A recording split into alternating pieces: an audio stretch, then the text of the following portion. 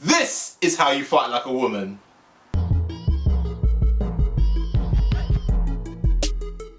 If you're new to this channel and you love movies and martial arts, consider hitting that subscribe button. Also hit that bell notification so you don't miss anything.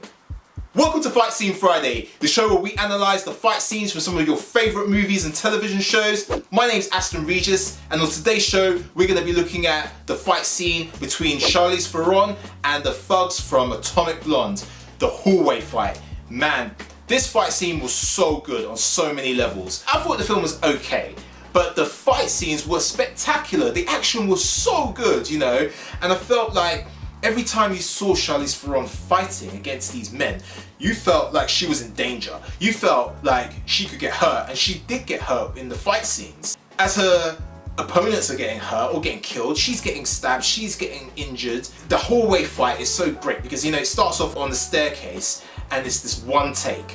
And one of the things they said was Charlize Theron, she was really good at picking up the stunts. Like, I'm not sure what her martial arts background is, but she had some athletic ability.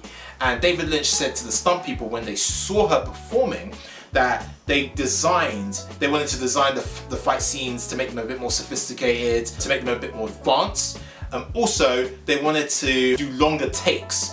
So this is why you don't see a lot of those quick cut edits that you usually see in Hollywood that kind of hide the actor behind the stunts so they can put the stuntman in there, or stunt woman. So that's why this scene was possible, because you see earlier on in the film, they have a lot of longer takes. So you see like a longer take, a wider shot, and you see her performing 5, 6, 7 moves in a sequence. And they said that in practice she was able to do that so well that they redesigned the fights so that they could accommodate that, so they could show her in the shot and show her ability.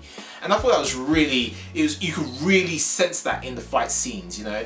You could see that she put the work in. And these fights are believable.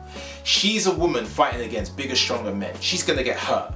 You see her get thrown around. There's a scene where she's fighting one of the assassins and he gets her in a rear naked choke.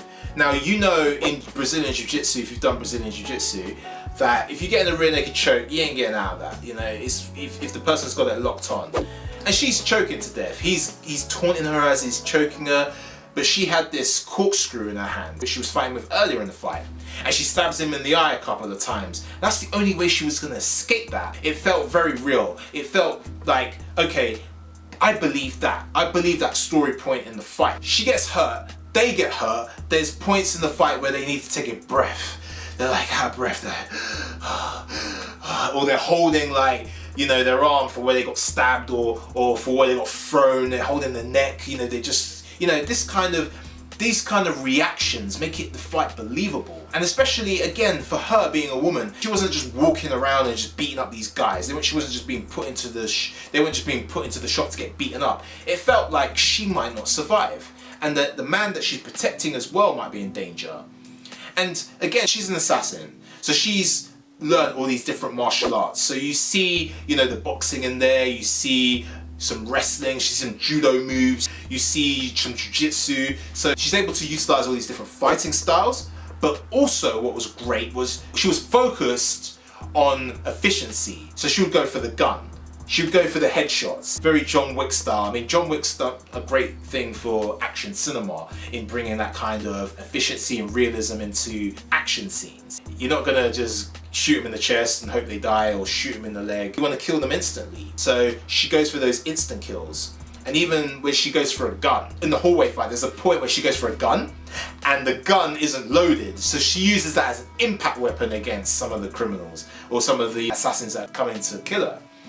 And again, it's another sign of using your environment, using other everyday items as well as weapons that are usually used for firearms as an impact weapon, as leverage against the bigger, stronger opponent.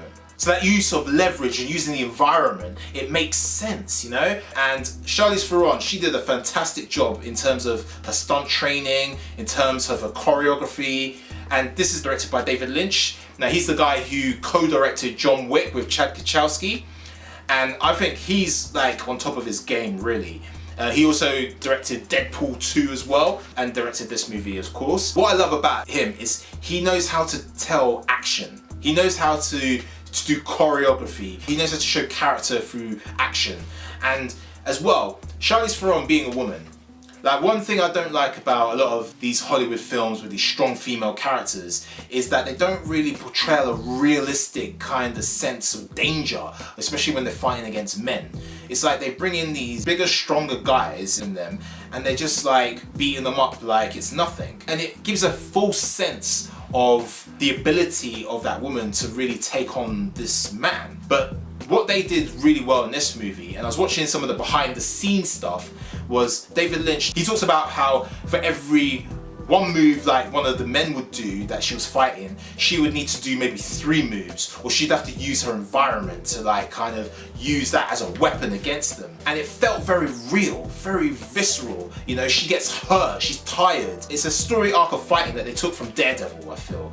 Because the hallway fight scene in Daredevil, where he's getting tired, you know, how he's getting hurt, you feel like, you know he's the hero and that he's gonna survive, but you feel the danger. You feel like he might not make it. And you really felt that in the fight scenes in Atomic Blonde. And I just thought that this fight scene was so good on so many levels. Like I said, the film itself, I wasn't like overly impressed. The film is okay, but as an action piece, the fight scenes are so spectacular. And it was great to see like an actor performing these stunts and performing them in wide shots, kind of like the old Hong Kong films used to do with the wide shot angles, the wide angle shots, and you see all the action within the fight. And again, as an assassin, you can see she's very resourceful, so she's able to use her environment to her advantage. Now there's a scene where the guy pulls out a knife and she's defending against the knife, she's getting slashed at, and she manages to stab the guy a couple of times with the knife,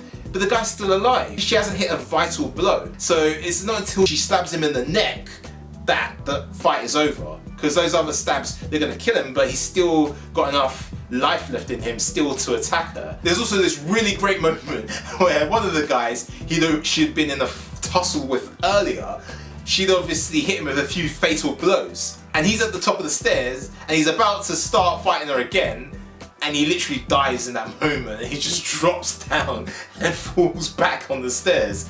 So I thought that was a really great storytelling. It was like saying those blows that she hit him with earlier were fatal. They were fatal. They weren't instant kills, but they were kill shots nevertheless. And again, this kind of story through action is coming from someone who really understands action. He really understands martial arts, and he understands violence. He understands the consequences of violence, you know. And there were really good story points in the fight scene that showed that. And like I said, the fact that they had Charlize Theron, who's a female protagonist, in that main role, action role, fighting against these bigger, stronger male opponents, they really showed a realistic depiction of a woman fighting a man, not even a man, multiple men, multiple skilled, highly trained men. Even though she's highly trained, she still gets hurt in the fight. She has bruises, she has cuts, she gets thrown around, she gets strangled. It feels like she might not make it in the fight. And that's how you tell a good fight story. That's how a good fight scene should be set up. Not in a way that you feel like, oh, she's the hero, so she's gonna kick everyone's ass. It's like male or female, I think that those fight scenes are not very believable, and they don't give you a sense of excitement when you're watching them, whereas this one was really well done. Absolute top-notch fight scene. If you haven't seen this movie, check it out just for the action. The action is absolutely top-notch. The film's okay, but the action is top-notch. I'll leave a link in the description below where you can check the film out if you're interested. It is an affiliate link. You do support the channel if you hit that link. Me, I love this fight scene. It's worth watching the movie's worth watching just for this fight scene.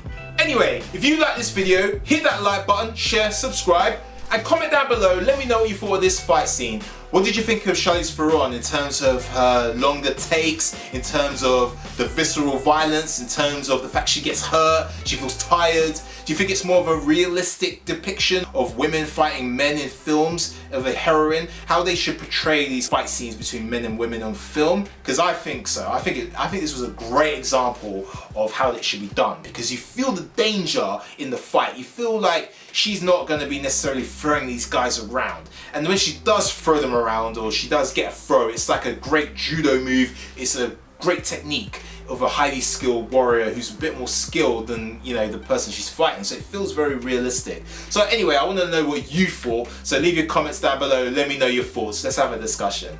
Anyway, I'll see you next week for another Fight Scene Friday. And remember, behind every fight is a great story. Peace!